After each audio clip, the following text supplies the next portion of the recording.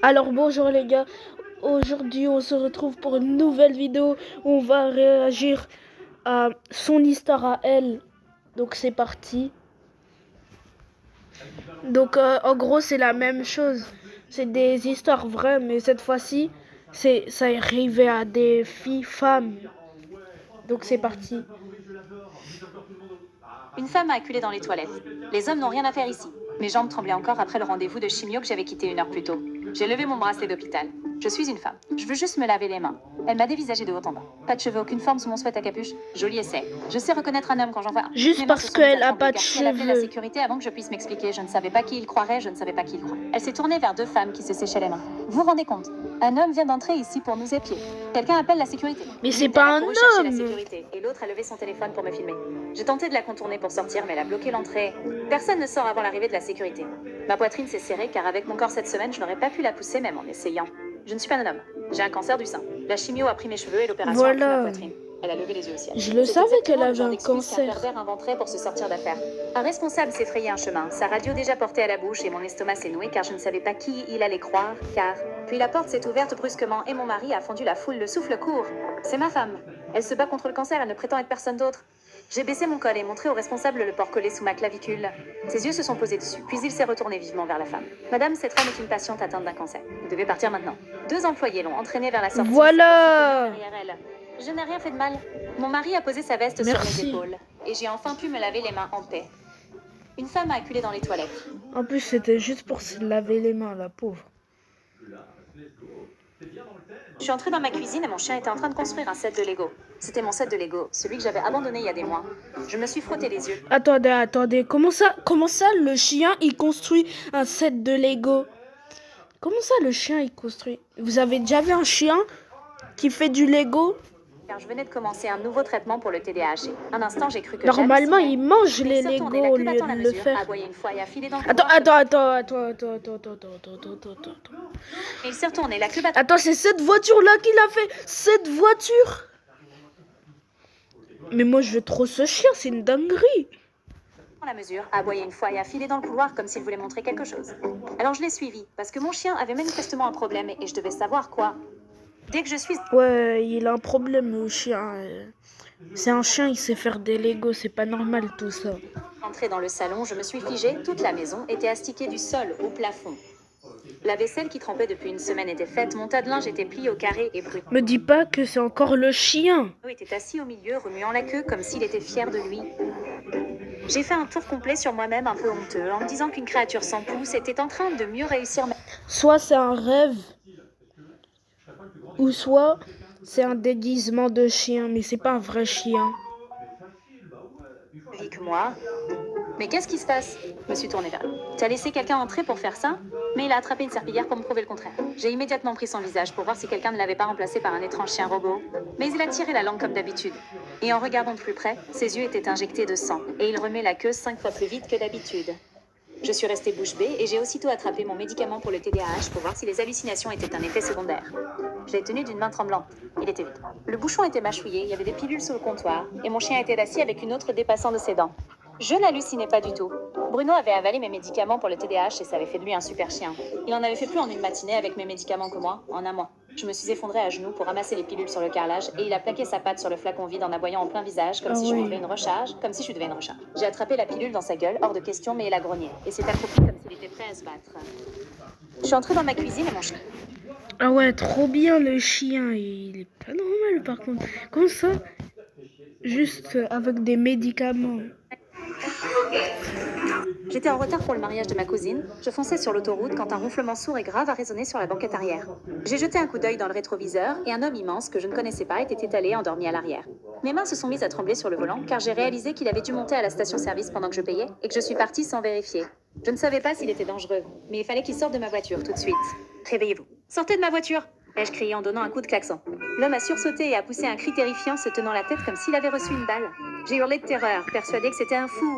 Puis j'ai vu l'heure, 10 minutes avant le mariage, et j'étais demoiselle d'honneur. Sortez avant que je ne vous y force. Mais là j'ai mis, taisez-vous, j'ai trop mal. Et il a braqué son téléphone sous mon nez, une adresse brillante sur l'écran. Conduisez. A-t-il croisé? Je ne peux pas. Je vais rater le mariage et vous êtes un inconnu? Ai-je hurlé, mais sa main s'est serrée sur sa poche comme s'il tenait une arme. Conduisez ou sinon, j'ai eu un frisson glacial. Je ne savais pas ce que signifiait K ou sinon Ag, mais je ne voulais pas le découvrir, alors j'ai agrippé le volant et j'ai conduit sans savoir où nous allions, voyant Moi, à le sa mariage m'échapper place, tandis j'aurais qu'il ronflait de conduit. nouveau. L'adresse m'a conduite à une église et je me suis figée, confuse, car toute ma famille était dehors, en panique. Pourquoi m'a-t-il amené ici? Ai-je murmuré. À la seconde où je me suis garée, la foule a envahi la voiture et a ouvert la portière arrière. Le mari est là? Il est arrivé. Le marié? Ai-je haleté. Puis ma cousine est sortie en courant dans sa robe de mariée, en là. L'homme est sorti Comment ça, le marié et pas la mariée? Attends, c'est chelou tout ça, c'est bizarre, louche tout ça. de la banquette, soudainement réveillé et a enfin sorti ce qu'il serrait dans sa poche depuis le début. Un petit écrin à bijoux en velours. Ce n'était pas un fou, c'était le fiancé de ma cousine en pleine gueule de bois. Il m'a fait un sourire. Désolé, mon enterrement de vie de garçon a été intense. Puis il a glissé la bague au doigt de ma cousine, mais je le veux. J'étais en Oh retard pour lui. non, en fait c'était lui. C'était lui le marié. Ah ouais. J'ai posé mon sac sur le tapis roulant de la sécurité, puis je l'ai immédiatement vu être signalé et poussé vers le côté des bagages suspects. J'ai passé le portique en pensant que l'agent allait juste le vérifier normalement, mais 4 gardes m'ont plaqué au sol sans prévenir. Mais- Nous savons que vous avez une bombe. Ils m'ont menotté avec des colliers de serrage dans le dos et m'ont traîné dans une arrière-salle alors que je criais que les cendres de ma mère étaient la seule chose dans mon sac. Ils ont jeté mon sac à dos sur la table en acier. Vous risquez la prison fédérale à vie, alors facilitez-vous la tâche et dites-nous où est la bombe? Où est la bombe? Je lui ai dit que je n'en avais pas, alors il a vidé tout mon sac sur la table et a commencé à découper mes vêtements pour chercher des explosifs dans le tissu. Puis il a atteint le fond et a sorti l'urne. Je l'ai supplié, s'il vous plaît, c'est ma mère. Le voyage pour disperser ses cendres sur la montagne qu'elle n'a jamais pu gravir. Mais il a dévissé le couvercle et a versé ses cendres sur la table en acier. Il a commencé à passer ses doigts dedans pour vérifier s'il y avait des fils et mes jambes ont lâché alors que je m'effondrais en sanglotant sur le sol. J'ai crié, je ne sais pas ce qu'ils me veulent. Alors l'agent m'a attrapé le visage avec sa main. Nous voulons que vous nous disiez où est-ce. Il a fait pivoter l'écran et j'ai vu une radio de mon sac avec une bombe au milieu, avec des fils et un bloc scotché ensemble. Ma poitrine s'est glacée, j'ai arrêté de pleurer et je suis restée complètement immobile. Je me suis levée, mes poings se serrant derrière mon dos dans une rage que je n'avais jamais ressentie auparavant. Êtes-vous tous des abrutis? L'agent a reculé d'un pas. Excusez-moi, mais je lui ai crié par-dessus. J'ai travaillé comme agent de sécurité aéroportuaire pendant 3 ans. Cette image n'est pas réelle. La machine insère des scans de fausses bombes dans des sacs aléatoires pour tester si la personne fait bien attention. Tous les agents dans la pièce se sont tournés vers la fille qui m'avait signalé. Son visage est devenu livide. C'est mon premier jour. Personne ne m'en a... Pom, pom, pom. Ah ouais, donc elle, c'est la nouvelle. Elle a recommencé à pleurer, et 5 minutes plus tard, son patron était là. Pourquoi n'avez-vous demandé à personne si les bombes étaient réelles? Il a crié sur la nouvelle pendant que d'autres agents coupaient les colliers de mes poignets et s'excusaient. Je me suis frotté les poignets et je me suis tournée vers son patron. J'aurais pu la prévenir. Vous êtes son chef et maintenant, je poursuis cette compagnie aérienne en justice. J'ai balayé les cendres de ma mère pour les remettre dans l'urne et je suis sortie. J'ai posé mon sac sur le tapis roulant de la sécurité, puis je l'ai immédiatement vu être signalé et poussé vers le côté des bagages suspects.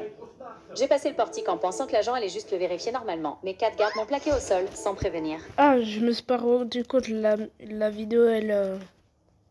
Mon réveil a sonné à 6h00 et j'ai bondi hors du lit, sprintant vers la salle de bain pour me doucher en premier. Mais mon frère et moi avons posé la main sur la poignée en même temps. Je passe en premier. J'ai les photos de classe aujourd'hui et je ne vais pas les faire avec les cheveux gras. Non, j'ai entraînement et je dois sentir bon pour ça. Jason m'a poussé au sol et a ouvert la porte. Ah, perdant. Il a fait un L avec ses doigts sur son front et est entré.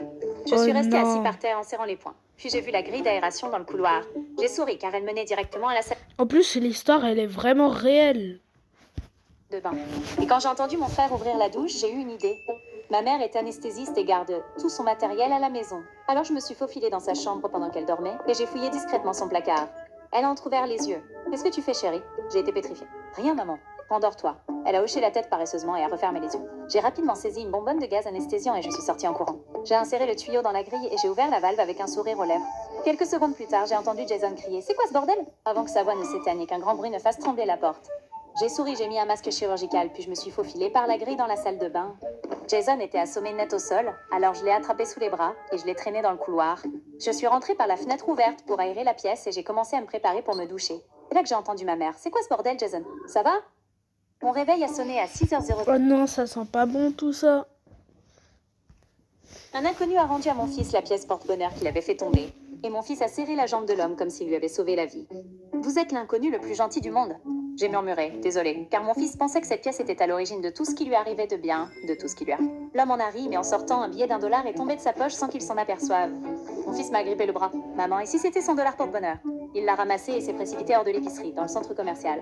J'ai essayé d'attraper sa capuche en criant, ce n'est qu'$1. Mais il a crié, je ferai tout ce qu'il faut pour le lui rendre, maman. Et avant que je puisse dire quoi que ce soit, il avait disparu dans la foule. J'ai eu un coup de froid, car il n'avait que 5 ans et n'avait jamais été seul nulle part de sa vie. J'ai couru dans le centre commercial en criant, Archie, où es-tu? mais ne le trouvant pas, j'ai immédiatement pris mon téléphone pour appeler les secours. Mais juste avant que je puisse appeler, l'interphone a grésillé. Ah, c'est une urgence. Mon cœur a bondi, car c'était mon fils.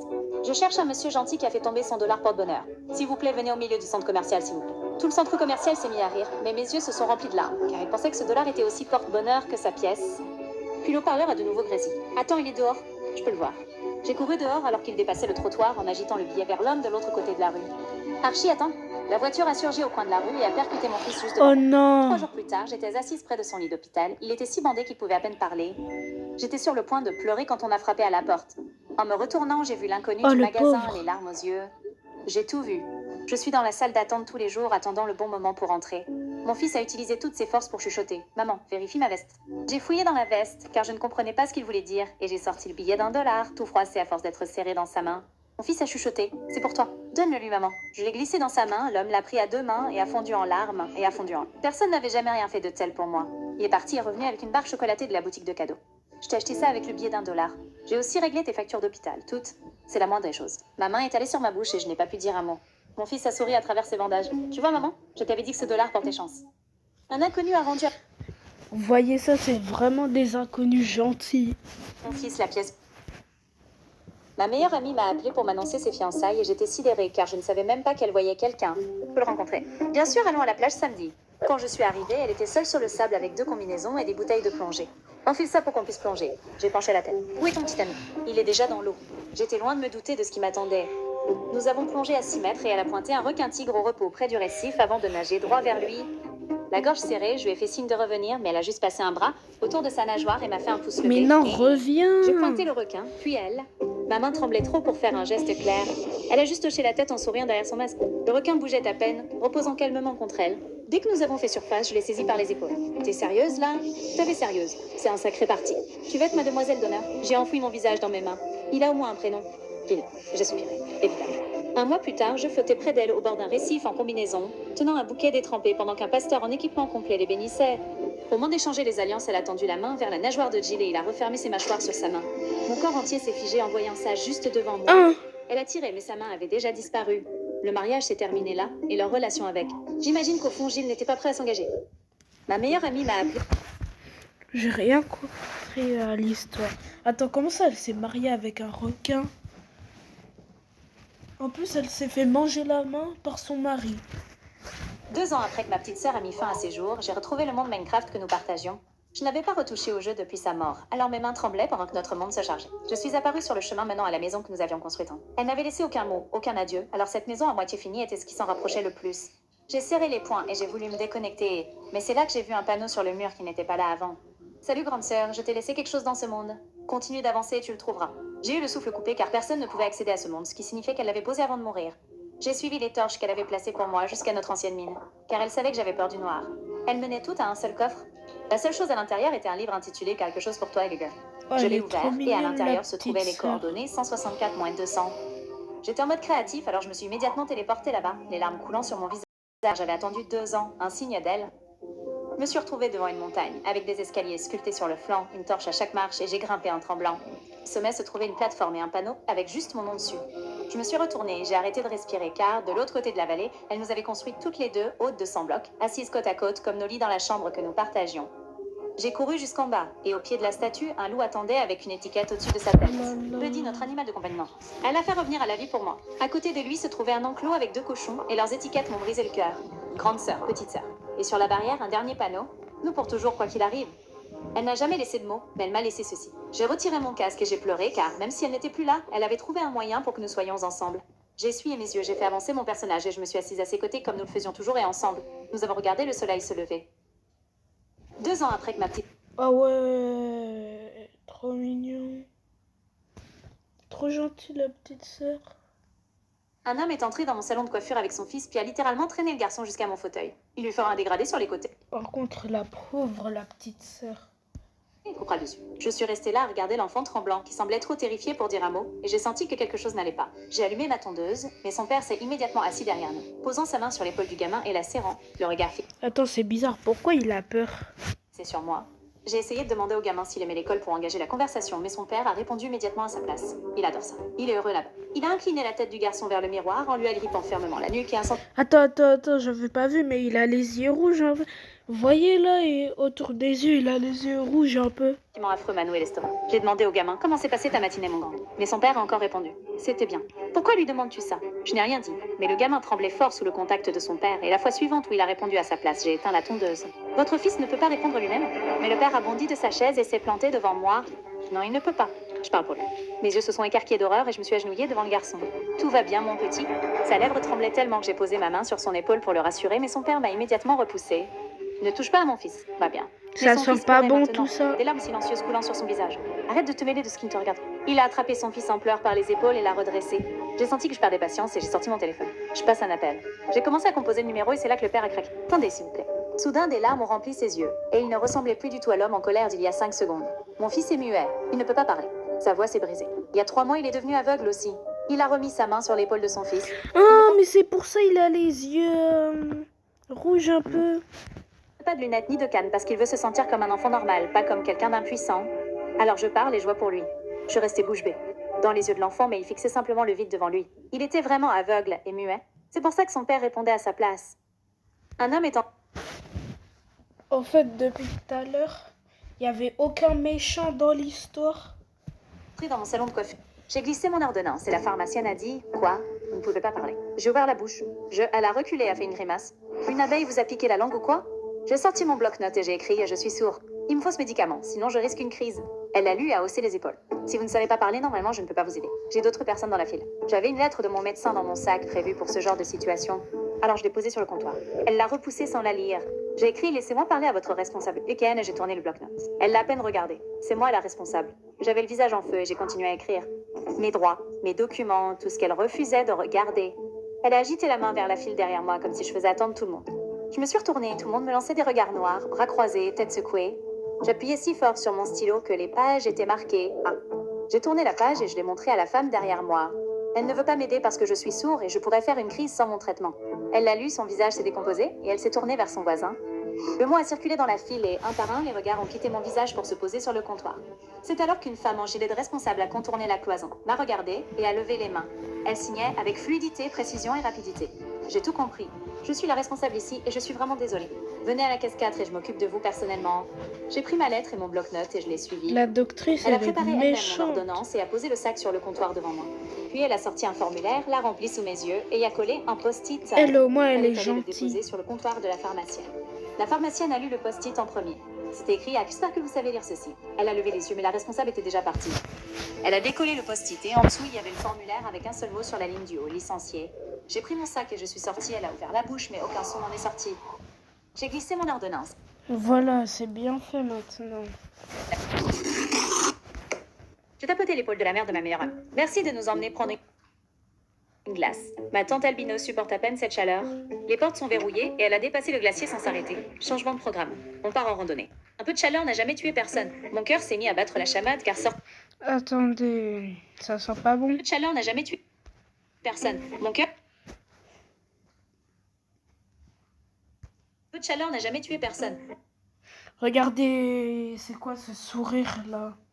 Ça sent pas très bon tout ça. Mon cœur s'est mis à battre la chamade car sortir me brûlerait la peau. J'ai ri nerveusement. Non, vraiment, m'exposer au soleil est très dangereux pour moi. Même avec de la crème, j'aurais des brûlures au second degré et finirais à l'hôpital. Mais Google Maps indiquait de tourner à gauche pour le sentier et elle a accéléré. J'en ai assez de votre génération, a dit sa mère. Attends, c'est quoi cette mère de pote là? Hors de tout. Le moindre inconfort et vous vous effondrez. Mon ami tripotait sa ceinture de sécurité. Maman, on peut faire ça un autre jour. Les mains de sa mère se sont crispées sur le bol. Non, personne ne devrait avoir peur de sortir. Les larmes me sont montées aux yeux. Dès que je devais trouver une solution car personne dans cette voiture n'allait me sauver. Je me suis raclé la gorge et j'ai fait un faux sourire. Vous savez quoi? Je suis partant. Ça vous dérange si j'emprunte votre téléphone pour appeler le magasin voisin et voir s'ils vendent des glaces? Elle s'est retournée et son visage s'est illuminé. Contente que tu aies enfin changé d'avis. J'ai appelé le 7-Eleven au bout de la rue, là où travaillait ma mère. Allô? Ma mère a reconnu ma voix instantanément. Chérie, tout va bien? J'ai coupé. Je suis avec mon ami et sa mère et on est en route pour une randonnée. Comme il fait très chaud et que je transpire, est-ce que vous vendez des glaces? La voix de ma mère s'est instantanément tendue. Comment ça vous êtes en randonnée? Tu ne devrais pas être dehors. J'ai prétendu avoir l'air joyeuse. Oui, c'était l'idée de la mère de mon ami. Enfin bref, on arrive bientôt. J'ai raccroché et quand nous sommes arrivés, 2 voitures de police nous attendaient déjà. Sa mère rayonnait. C'est bien que quelqu'un veille à la sécurité par ici. Elle a déverrouillé les portes dans un clic joyeux. Un officier s'est approché de sa fenêtre. Sortez, madame. Son sourire est resté figé. Pardon? Le policier m'a désigné. Vous avez enfermé une mineure dans une voiture brûlante et continué à conduire alors qu'elle disait être albinos. Ils l'ont menottée et conduite à la voiture et j'ai fait signe au policier. Ne mettez pas la clim. Il a esquissé un sourire en hochant la tête et la mère s'est tournée vers moi. Je lui ai envoyé un baiser. Un peu de chaleur n'a jamais tué personne. J'ai tapoté les... Voilà, elle lui a rendu sa phrase. Je me suis réveillée à 2h du matin avec quelque chose qui me rampait sur les lèvres et quand j'ai ouvert les yeux, une centaine de Oh cafards non. grouillaient sur mon lit. J'ai hurlé et jeté la couverture, mais ma meilleure amie Stacy me filmait depuis l'encadrement de la porte, en riant et protégée par un drap anti-insecte. J'ai pleuré et piétiné pendant que les minuscules cafards se faufilaient entre mes doigts et mes orteils, puis j'ai fini par m'enfuir de chez moi en courant. Dès le lendemain matin, elle avait posté la vidéo et tout le lycée me surnommait la fille au cafard. Oh Mais pire non. encore, quand je suis rentrée, toute notre maison était La condamnée. pauvre. Ma mère m'a dit qu'elle avait dû appeler un exterminateur car les cafards s'étaient propagés et maintenant la chambre que j'avais mis des années à décorer était détruite. Je me suis immédiatement précipitée chez Stacy et j'ai crié « Notre maison a été condamnée à cause des cafards ». Mais Stacy a simplement haussé les épaules, détends-toi, ce n'était qu'une bête. C'est là que j'ai su que je devais répondre coup pour coup. Le jour où maman et moi avons emménagé à nouveau, j'ai commandé une petite boîte scellée de cafards vivants. Je les ai laissés dans l'abri de jardin et j'ai attendu des mois sans rien faire. Je m'asseyais à côté de Stacy à la cantine et en avril, elle avait complètement oublié son coup des cafards. Puis elle a prononcé les mots magiques. « Tu veux te préparer pour le bal chez moi ?» J'ai souri et j'ai dit oui.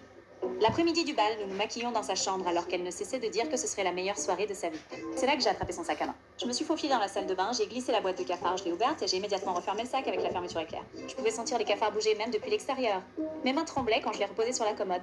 J'ai regardé Stacy prendre le sac et marcher dans le couloir et c'est là que j'ai demandé « Hey, tu peux me donner une serviette de ton sac ?» Elle a ouvert la fermeture et instantanément des centaines de cafards sont sortis et lui ont grimpé sur les mains. Je les ai vus se glisser dans sa robe alors qu'elle hurlait, mais j'étais déjà en train de courir. J'ai fermé la porte d'entrée derrière moi et je l'ai verrouillée avec la clé que j'avais prise. À travers la vitre, j'ai regardé Stacy se faire submerger par une nuée de cafards. Elle frappait des 2 poings contre la vitre en criant mon nom pendant qu'il lui grimpait dans le cou, mais j'ai simplement collé un post-it contre la fenêtre. Ce n'est qu'une blague. Je me suis réveillée à... Voilà, elle lui a encore rendu sa phrase. Attends.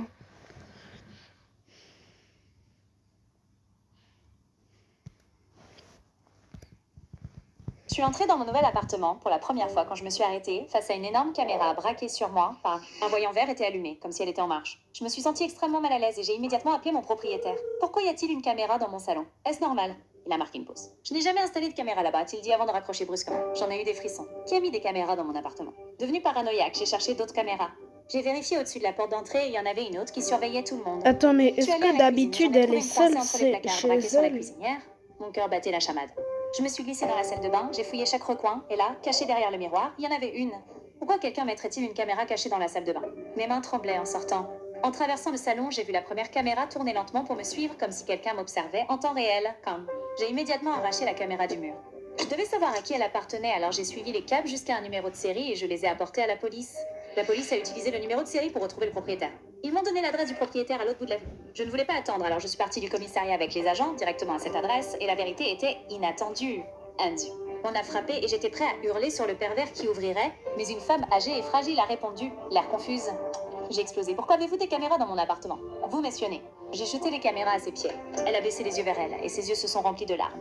Elle a sangloté et les officiers comme moi sommes restés figés. Ce sont mes caméras Tégué, a-t-elle murmuré. Ma mère vivait dans cet appartement. Elle était atteinte de démence. Je les ai installées pour veiller sur elle. Une près de la porte pour qu'elle ne sorte pas seule. Une dans la cuisine pour qu'elle n'oublie pas la cuisinière allumée. Sa voix s'est brisée. Et la salle de bain.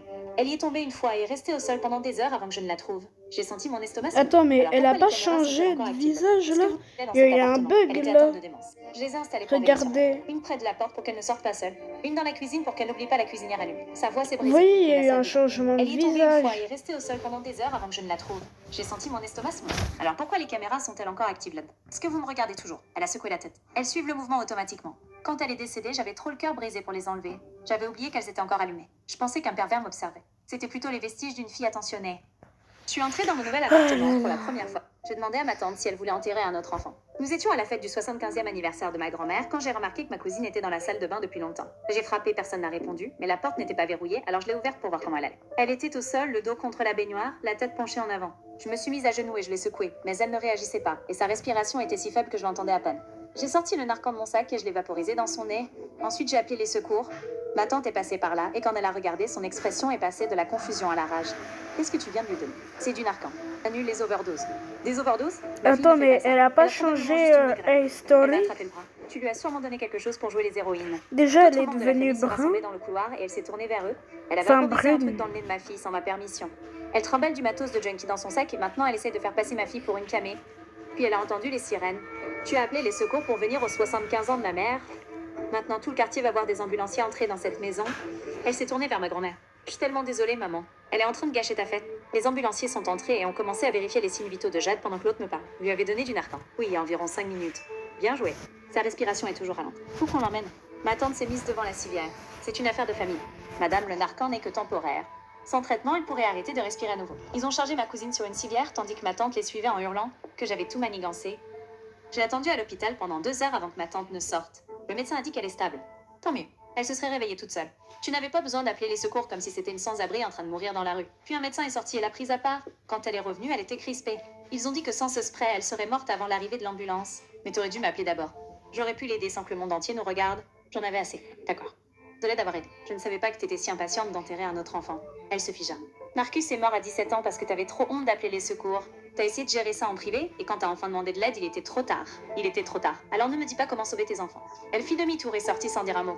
Une semaine plus tard, mon cousin m'a envoyé un SMS depuis sa cure. Merci de lui avoir sauvé la vie. J'ai demandé à ma tante. Voilà. Après 20 ans à nettoyer la maison des Halloran et à élever leurs enfants, ma patronne m'a traité de meuble au dîner, alors j'ai fait mes valises et je me suis assurée qu'elle n'oublierait jamais ce que ça signifiait. Ma Halloran a levé son verre de vin et a ri. Honnêtement, Rosa n'est pratiquement plus du personnel. C'est comme un meuble. Tes invités ont ri, eux aussi. J'ai Pourquoi continué elle à a servir un le air dîner pendant que la vieille petite comme de 6 ans ça? descendait en pyjama et m'enlaçait la taille sans même regarder sa mère. L'enfant de 10 ans regardait en silence depuis l'embrasure de la porte. Après le départ des invités, j'ai fait 2 valises et noté c'est bon, toutes les je tâches viens et de instructions comprendre. importantes qui permettaient à la maison de fonctionner. Voyons combien de temps ils tiennent tout seuls. J'ai ajouté l'adresse de ma sœur en bas de page. Puis j'ai collé le mot dans le garde-manger, là où les enfants le trouveraient en premier. Avant le lever du soleil, j'étais partie. Dès la 2e semaine, les messages vocaux commençaient. Déjeuners oubliés, mauvais médicaments pour le chien, dîner brûlé. Chaque message finissait de la même façon. Rosa, s'il te plaît. J'ai laissé le téléphone sonner. La 4e semaine, c'était l'anniversaire de la petite. Le père a acheté le mauvais gâteau à la mauvaise boulangerie. Emma Halloran a appelé en pleurant sur mon répondeur parce que les enfants n'arrêtaient pas de me réclamer. Puis Emma Halloran a appelé depuis les urgences après que la petite de 6 ans a mangé quelque chose auquel elle était allergique chez une amie. Il ne savait pas quels aliments étaient dangereux, ni même le nom du pédiatre. Quand le médecin a demandé qui gérait habituellement ses soins, il n'a pas su répondre. Puis il a dit doucement, je t'ai traité comme un meuble moi aussi. Je suis désolée. J'ai fixé le téléphone pendant un long moment. Samedi matin, on a sonné à la porte. Les enfants étaient sur le porche avec leur sac à dos. J'ai lu ton mot cœur, a dit Lénédis. Je les ai fait entrer. Mon téléphone a vibré sur le comptoir. Laura était hystérique. Les enfants ont disparu, Rosa. La police est là. Je ne sais pas comment faire sans toi. La petite fille a attrapé ma main pendant que son frère de 10 ans mangeait des céréales à la table de ma sœur. Ils sont avec moi. Ils sont venus ici par eux-mêmes. J'ai laissé le silence s'installer un instant. Puis j'ai dit à Agathe, garde en sécurité. Et j'ai raccroché. Après 20 ans à nettoyer... En rentrant de l'école, j'ai vu mon petit frère utiliser mon hamster pour éponger de l'eau renversée, entraînant son corps d'avant en arrière. J'ai lâché mon sac à dos et je l'ai arraché de ses mains. Mais qu'est-ce qui ne va pas chez toi? C'est un animal, pas un essuie-tout. Ma mère a entendu mes cris, est entrée et a demandé ce qui se passait. Il va tuer mon hamster. Mais par contre, Elle est vieille et fragile. on dirait pas Ma un mère a levé les yeux robot, au ciel. le... Mon frère joue On juste un dirait peu pas plus c'est un tard. Il a le jouet. droit de jouer avec elle quand il veut. Mon frère m'a regardé et a souri. Ouais, j'aime juste jouer avec elle. J'ai regardé en bas. Les poils gris de mon hamster étaient trempés. Je savais que ça ne ferait qu'empirer. Et je n'allais pas laisser mon frère continuer à lui faire du mal. Alors juste après, j'ai sorti la cage du salon, je l'ai emmené dans ma chambre et j'ai fermé la porte à clé et... Le lendemain matin, j'ai entendu mon frère pleurer et ma mère frapper à ma porte. J'ai ouvert la porte. Ma mère a dit « Ton frère pleure parce que tu es égoïste et que tu lui caches le hamster. Remets la cage dans le salon tout de suite. » Mais il va lui Bah faire non, du il mal. a qu'à Avant pleurer que je puisse alors. finir ma phrase, elle a fait irruption dans ma chambre, a pris la cage elle-même et l'a remise dans le salon. Ça se trouve, il va même... À force de jouer avec lui de cette manière, il va même la tuer, le hamster. Quand je suis rentrée de l'école ce jour-là, mon frère était dans le salon en train de lancer mon hamster en l'air et de l'attraper comme une balle de tennis, en riant à chaque fois qu'elle montait. J'ai crié pour qu'il s'arrête. Il l'a relancé en l'air et a fait exprès de ne pas essayer de l'attraper. J'ai bondi et je l'ai attrapé à quelques centimètres du sol. J'ai couru vers ma mère. Il l'a Heureusement. jeté en l'air et l'a laissé tomber. Mon frère était juste derrière moi. Je jouais juste avec elle. Ma mère m'a ignorée et m'a dit d'aller dans ma chambre. Ce jour-là, mon hamster bougeait à peine. Attends, mais c'est quoi cette mère horrible? Pourquoi elle croit que son petit frère... Je savais que s'il faisait une seule chose de plus, elle mourrait de stress. Le lendemain après l'école, j'ai vu que la cage était vide. J'ai entendu mon frère rire dans le jardin. J'ai su immédiatement qu'il était avec mon hamster et j'ai couru dehors.